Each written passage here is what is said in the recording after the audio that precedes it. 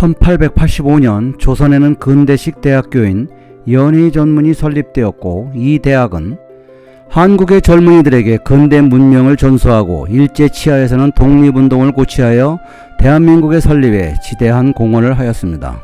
또한 1957년에는 후배 선교사 에비스니 세브란스의 출연금으로 1909년 설립한 세브란스 병원과 같이 합병하여 연세대학교를 출범시켰습니다.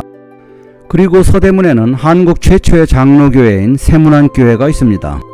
이 모든 일을 하신 푸른 눈의 이방인 선교사 호러스 그랜트 언더우드 선교사님을 아시나요? 1857년 뉴욕의 빈민가 브루클린에서 2600여 명의 성도들에 의해 라파에트 어베뉴 프레스비테리언 처치가 세워지고, 1885년 그들의 귀중한 헌금으로 여러 명의 젊은 선교사를 중국, 조선, 콜롬비아 등에 파송하는데 그 중에 25세의 언더우드 선교사님이 계셨습니다. 우리는 양화진 외국인 선교사 무원에 묻혀있는 선교사님의 본향을 찾아가는 여정을 가지고 2022년 6월 어느 날 이 교회를 찾아가서 인터뷰를 하면서 큰 충격을 받았습니다. 130여 년이 지난 지금 이 교회는 교회 건물 지반이 붕괴되어 시급히 보수 공사를 해야 하나 성도 250명의 초라한 현실에 엄두조차 내지 못하고 속절없이 건물이 무너지고 있는 현상을 보았습니다. 그간 오랫동안 지역사회에 소외받는 소수를 위하여 노력해온 교회를 살리고자 여러 단체들이 노력하였으나 총 250여만 불의 소요 자금에는 턱도 없이 부족한 실정입니다. 물론 직접적으로는 지역과 라파에트 교회 성도들의 의무라고 생각도 드나, 이제 세계 경제 규모 10위 안에 들고 세계적으로도 드문 대형 교회를 많이 보유하고 있으며, 더욱이 수많은 인재를 배출한 사학의 명문 연세대학교와 100여 년간 전염병 퇴치와 의학 발전에 제대한 공헌을 한 세브란스 병원의 혜택을 입은 대한민국, 특히 우리 크리스찬들이 이제는 이 빚을 갚아야 하지 않나 생각합니다. 안녕하세요. 우리는 한국의 100주년 기념교회 양화진 선교사 묘원의 봉사팀에서 온 봉사자 대표입니다.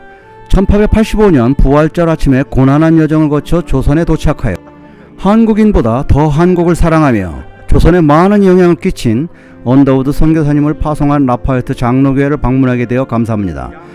언더우드 선교사님을 파송할 당시의 교회 상황과 유물 그리고 주변 이야기를 들려주시면 감사하겠습니다. 우리 교회는 당시 중국과 콜롬비아 등 많은 나라의 선교사를 파송하였고, 그중 조선에 파송한 언더우드는 원래 인도로 가기로 하였으나 주변 분들의 권유에 의해 조선으로 바꾸게 되었습니다. 파송 당시 성도는 2600여 명이었으며 각 자리에 사인을 하였는데, 여기 그가 앉은 자리와 사인이 있군요. 당시는 미국도 1861년부터 4년간 시작된 남북전쟁이 끝난 지 20여 년에 불과하였고, 많은 이민자들이 들어오는 혼란스러운 상황이었을 텐데 어떻게 자금을 마련하여 선교사들을 파송하게 되었나요? 물론 어려웠고 언더우드 선교사의 형이 많이 후원하였지만 결국은 많은 성도들의 자발적인 헌금이 큰 바탕이 되었습니다. 그리고 여러 나라의 선교사를 파송하였는데 그중 조선에 파송한 언더우드 선교사가 많은 업적을 남겨 이 교회의 역사에 큰 획을 남기게 되었습니다. 더욱이 서울에 있는 연세대학교와 세브란스 병원 그리고 세문안교회가 여전히 한국 사회에 큰 기여를 하고 있다는 소식을 듣고 있고, 현재의 성도들도 모두 그 사실을 알고 있습니다.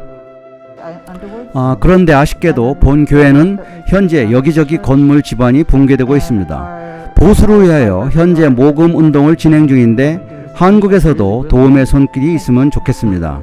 저 천장의 벽화도 역사적으로 귀한 자산인데 습기와 스며든 물로 보수가 필요합니다.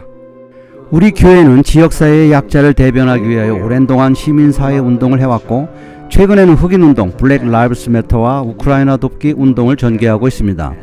조속히 모금이 완료되어 교회 건물이 더 이상 붕괴되지 않고 여전히 앞으로도 굳건히 하나님의 사역을 감당하는 교회가 되었으면 합니다.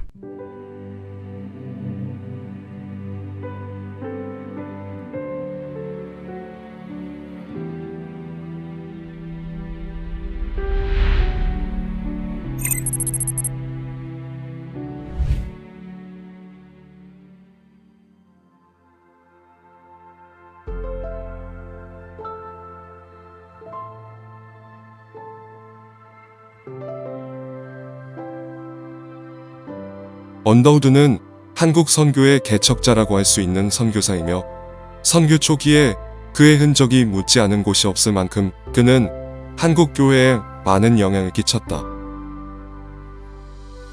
아펜젤러 부부와 조선에 들어온 1885년 4월 5일 부활절 이후 당시 기독교 전파가 불법인 상황에서도 적극적인 선교 활동을 펼쳤으며 부인 릴리아스 호트는 제중원에서 제1의 부인과 과장으로 무료 선교를 하였다.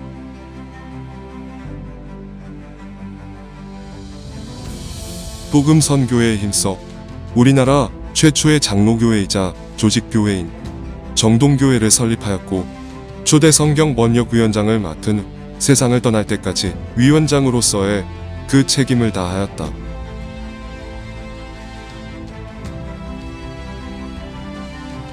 미국으로 돌아가 안식년을 보내는 중에도 강연과 신학교 방문 등을 통해 조선 선교의 중요성을 강조, 직접 후배 선교사들을 한국으로 데려오는 역할을 하였다.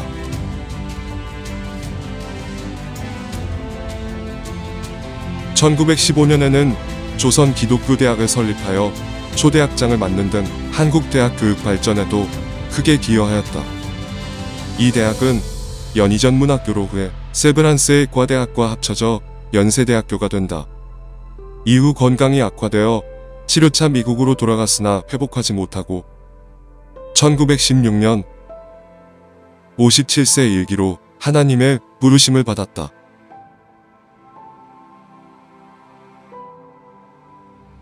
언더우드 일가는 선교는 물론 우리나라 근대교육과 국가 발전에 이바지했다.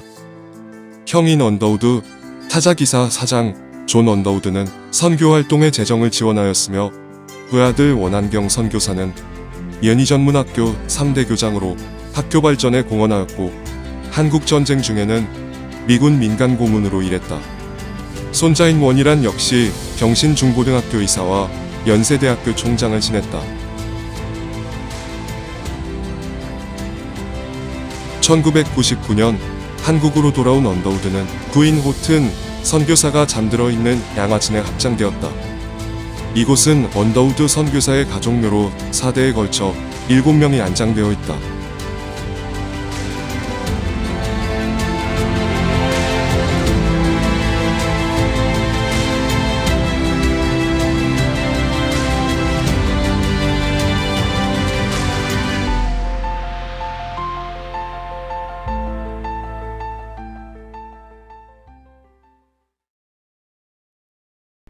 인터뷰를 마치고 돌아오는 길에 근처에 있는 한국전쟁 시 브루클린 전사자 기념탑을 지나게 되었습니다.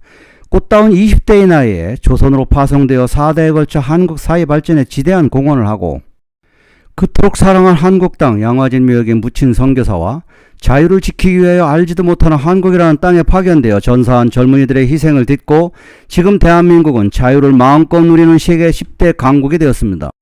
언젠가 아프리카에서 온 카이스트 장학생들을 양화진 선교사 묘원을 안내하는 기회가 있었습니다. 설명을 모두 들은 그때 어느 한 학생이 이런 말을 하였습니다. 그는 오랫동안 한국의 발전은 근면한 조상들의 덕이라고만 생각하였는데 이런 선교사님들의 희생이 바탕이 된 줄은 몰랐다고 하였습니다. 귀국하면 이러한 한국의 역사를 많은 자국의 국민들께 알리고 싶다고 하였습니다.